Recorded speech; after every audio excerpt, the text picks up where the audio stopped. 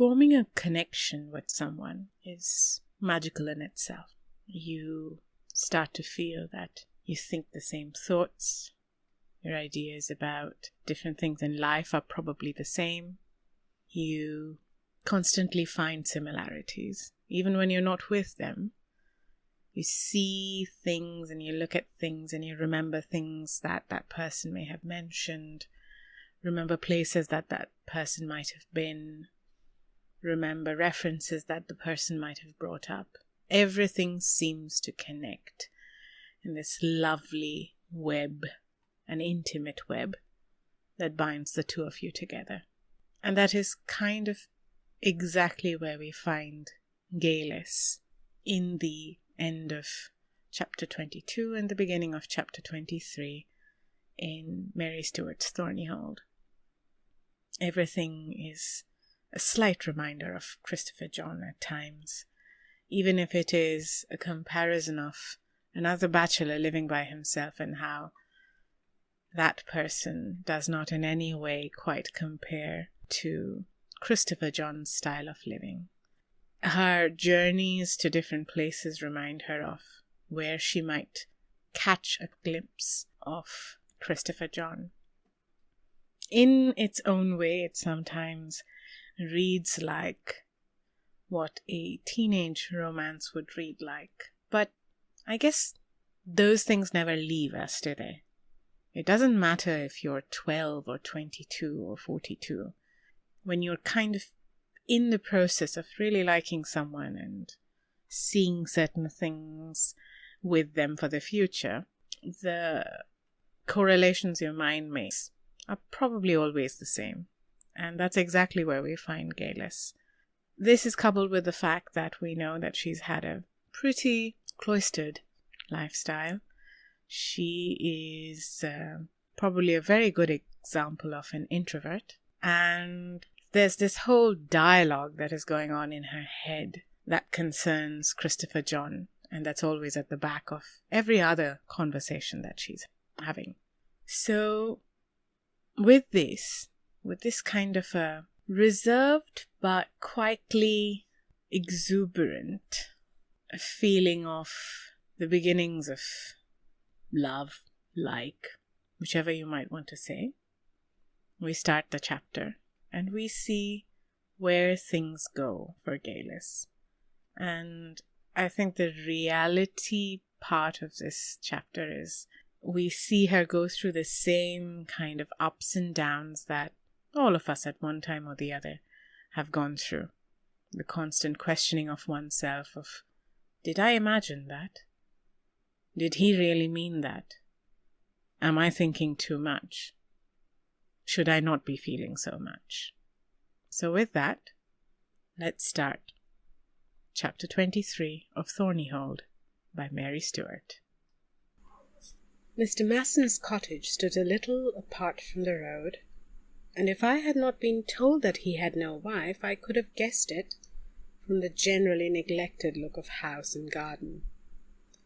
The wicket gate was rotting and hung on one hinge. I pushed through it and picked my way over the weedy cobbles to the door. This stood open and gave straight on to the living room, where the remains of breakfast still stood on a table covered with newspaper. A pair of carpet slippers lay where they had been kicked off in front of the fireless grate. Another glimpse of bachelor living, and nothing to compare with Christopher John's competence. The only thing they had in common was staring at me from the cold stove. A pie dish, blue and white, containing the uneaten half of a pie. The pie dish I recognized. Agnes, it seemed, spread her charities widely.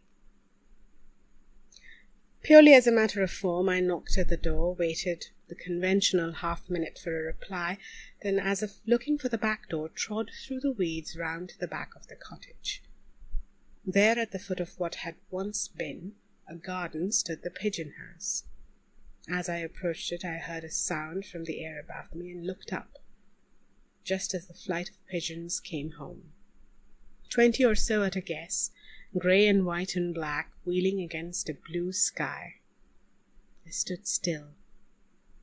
They circled once, twice, a third time lower and more tightly, and then one by one they dropped to the landing sill of their house and went in.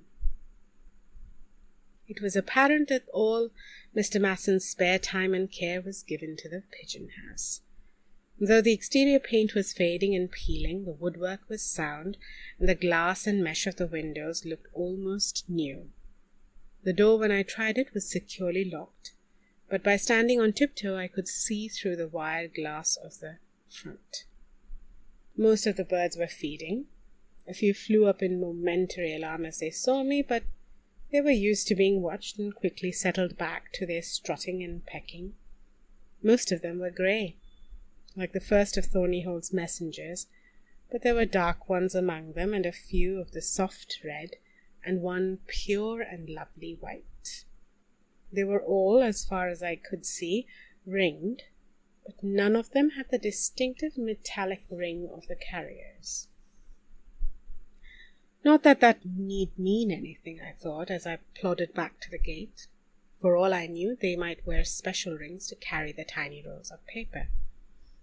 So I had every excuse in the world for going to Blackcock's to see Mr. Masson, and the best excuse in the world for passing Boscobel's gate and maybe calling in to ask how Rags was getting on. I told myself angrily that I needed no excuse. He had surely made that sufficiently obvious. Was nothing, even the patent liking and admiration, all right, attraction he had shown for me, going to cure me of the self-effacing instinct built into me by that repressed childhood, the shyness that vanished utterly once I was with him, but which paralyzed me from approaching him. In the end, it didn't matter. There was no sign of him at Boscobel, and his car was not in the yard, nor could I see William's bicycle, and of course no dog. I pedalled by and on to Blackcock's. The first thing I saw there was Christopher John's car standing just outside the farmyard gate, with William's bicycle leaning against the wall nearby. And after all, no courage was required. All that was needed, it seemed, was his nearness. The singing in the air again, the brightness, the lift of the spirit that spelled delight. I propped my bicycle beside William's and let myself through the gate.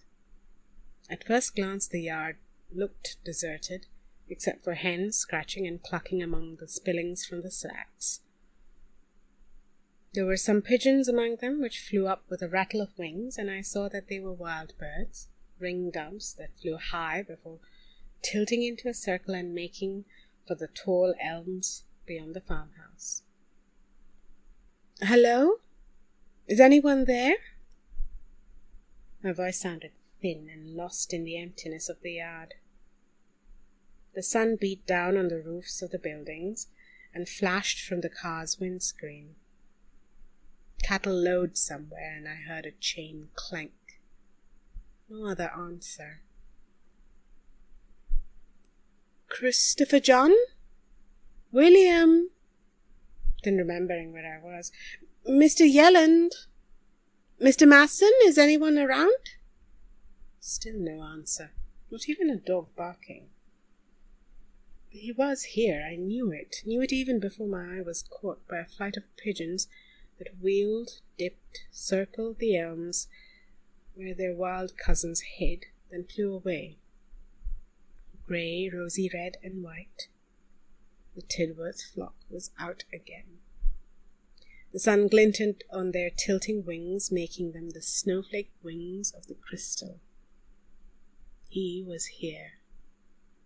He must be here. If Cousin Galis had been right about me, I knew he was here. "Galis, you lovesick fool, pull yourself together. Doesn't take a witch to know that. His car's here, isn't it? All right, then. He and Rags and William, and probably Masson too, have gone off with the farmer somewhere. and at that moment, as if in an answer, I heard a distant barking and the bleating of sheep, then a long, sweet whistle, and what sounded like a shout. The sounds came from somewhere beyond the buildings that edged the stackyard. I gave up and tried what I should have done for a start, went to the door of the farmhouse and knocked there. At first I thought I had drawn another blank, but just as I raised my hand to knock again, a girl came hurrying through from the back premises somewhere, wiping her hands on her apron as she came. There now! I thought I heard someone shouting. I was in the dairy washing up. You been here long? No, I only knocked once. Are you Mrs. Yelland? Nay, then. She shook black curls and a dimple showed. If you want her, she's over to Tag's farm, giving a hand there. Twice a week she goes, and she won't be back till tea time.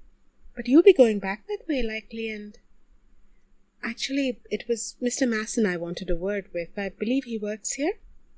He does that? I hadn't seen him today, nor Mr. Yelland. Not since breakfast. They're over to the 30-acre gathering. Gathering? Moving the sheep? You can hear them. But if you wait a bit, they'll be in for their dinners. Another half hour, maybe. There's fences to mend. You like to come in? No, I won't. Thank you very much. May I wait outside, please? Such a lovely day. You're welcome, I'm sure. Well, I'd better be getting back to the dinner. Bye, then. And she bustled back into the house. I went slowly through the empty stackyard. During my absence, the ringdoves had returned, and were busy again among the hens. This time, as they flew up, they went no further than the open door, 20 feet or so above in the barn wall, where they sat on the sill, watching me warily. It was a sort of half-door or unglazed window that opened at floor level on a loft for loading, and where there was a loft, there would be a way up. I left the baking sun of the stackyard for the gloom of the big barn and peered round me. Straw was stacked at one end of the barn, almost up to the crossbeams, and at the other end right up to the floor of a half-loft. A solid flight of wooden steps led up to this. I climbed the steps to reach a clean boarded floor, lit by a brilliant slant of light from the door. The pigeons had gone. I crossed to the doorway and knelt there to look out over the roofs of the buildings towards the pastures. The men were there. In the distance I could make out a small figure that could be William, with a couple of men and 3 dogs and a flock of sheep, but not Christopher John. Even at that distance I would have known. He was not at that distance, nor any distance. As I knelt there, shading my eyes against the sun, I saw him below me, not 50 yards away, just outside the yard gate, with his hand on the door of his car. Then I saw him catch sight of my bicycle. He checked, turned and cast a look around him. I drew a breath to call out, then, as if a gentle touch from the air had sealed my mouth, I made no sound, for Christopher John, after that one swift look, whipped open the car door, slid into the driving seat, and almost before my held breath had gone out, was away and out of sight down the track to Boscobel. And with that, we come to the end of chapter 23.